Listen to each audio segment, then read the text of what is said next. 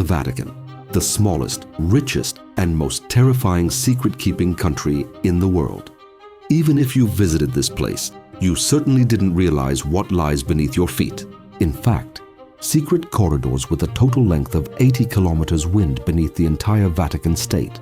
They keep documents, artifacts, and who knows what else that must be hidden from us humans, lest it disrupt the commonly drawn order. In declassified documents of the former socialist bloc countries, we find reports describing how officials are trying to recruit officials precisely from the Vatican dungeons, which suggests that there is clearly something there, and very few people know exactly what it is. In fact, there are a lot of things down there, and really only a handful of people know exactly what they are. It is said that among the thousands of hidden artifacts, there somewhere deep in the underground libraries lies the 1421 original of the Great Grimoire, also known as the Red Dragon. In short, the work contains instructions for summoning Lucifer in order to make a deal with the devil. The manuscript is divided into two books. The first contains instructions for summoning a demon and for constructing tools to force the demon to do one's bidding. The second book is further divided into two parts: the Sanctum Regnum, that is, the sacred realm, and the secrets of the magical art of the Great Grimoire. Sanctum Regnum contains instructions for making a pact with the demon, allowing one to command the spirit without the tools required by Book 1, but at greater risk.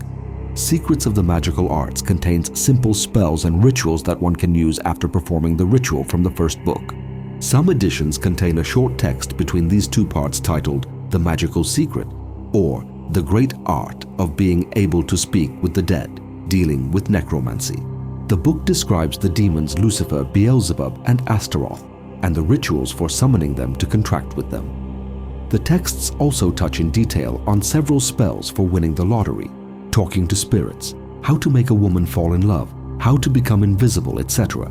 Today, we can only speculate what exactly the original of the Great Grimoire contains. The 19th century French occultist Eliphas Levi believed that modern editions of the book are forgeries of the real old grimoire, which is hidden away from human eyes.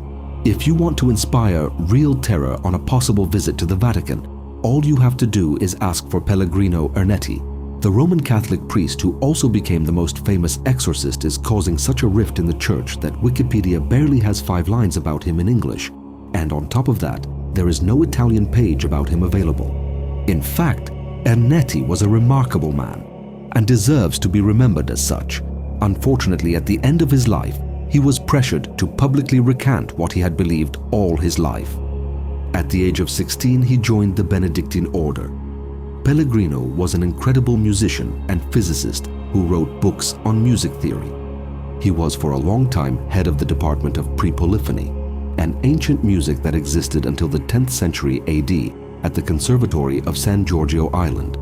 But Ernetti had a dream: to hear in the original the famous opera Tiesto, which caused a furore in Rome in 169 BC.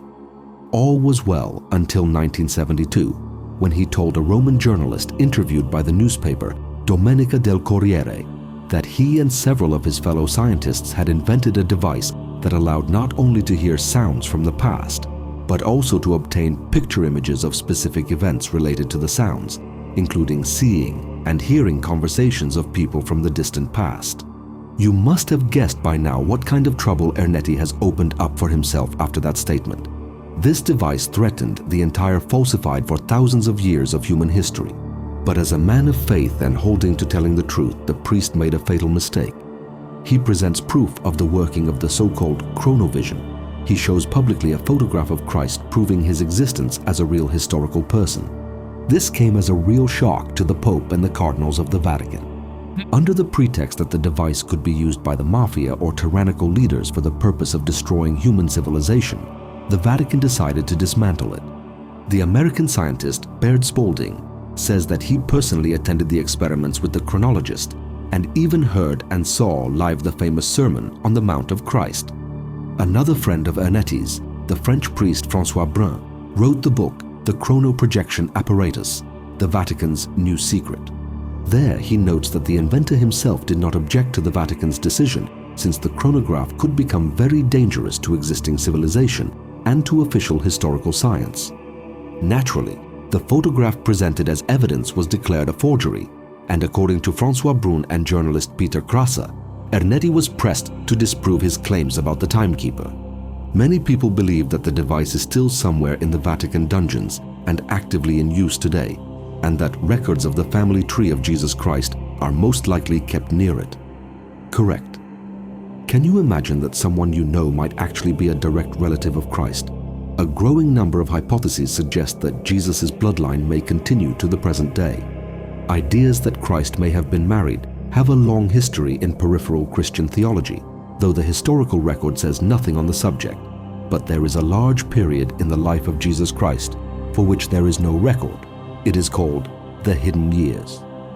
It is almost 18 years as if erased from the history of the Son of God.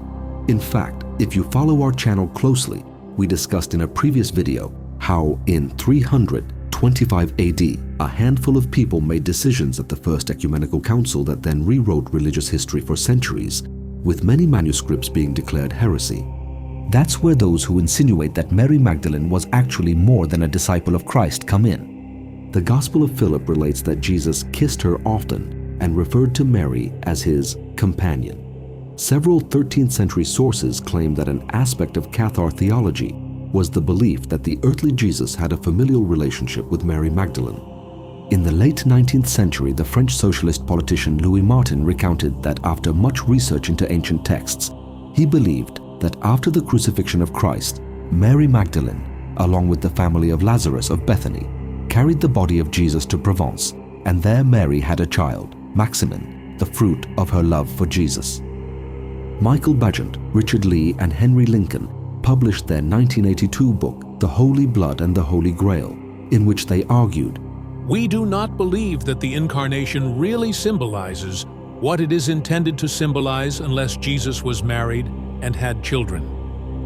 Specifically, they argue that the Holy Grail of medieval erudition does not represent the cup from which the Last Supper was drunk, but symbolizes the womb of Mary Magdalene. Thus, the Holy Grail represents the royal blood of Jesus represented in a lineage descended from them both. In the author's reconstruction, Mary Magdalene goes to France after the crucifixion carrying a child by Jesus, who will create a lineage that centuries later will unite with the Merovingian rulers of the early Frankish kingdom. From there, the authors trace the origins of the medieval dynasties that were almost wiped out by the Albigensian Crusade against the Cathars, leaving a small number of people protected by a secret society called the Priory of Sion. We find similarities in the 1996 book entitled The Bloodline of the Holy Grail, The Hidden Lineage of Jesus Revealed by Lawrence Gardner. He presents pedigree charts of Jesus and Mary Magdalene as ancestors of all European royal families of the modern era. His 1999 sequel entitled The Genesis of the Grail Kings, The Astonishing Story of the Ancient Bloodline of Christ and the True Heritage of the Holy Grail, is unique in claiming that not only can Jesus' bloodline truly be traced to Adam and Eve, but that the first man and woman were hybrids between primates and aliens created by the Anunnaki, finding support in the theory of ancient astronauts. Today, when more than ever we need faith and its support, unfortunately many high-ranking church officials maintain the fruits of doubt and give rise to all kinds of speculation. This is of course a slow process that began with a handful of people in 325 AD. Then they got together and decided what they thought people should believe, which writings would be sacred and which would be declared heresy. That's when the rewriting of ancient religion really began, to become over the centuries what we know today.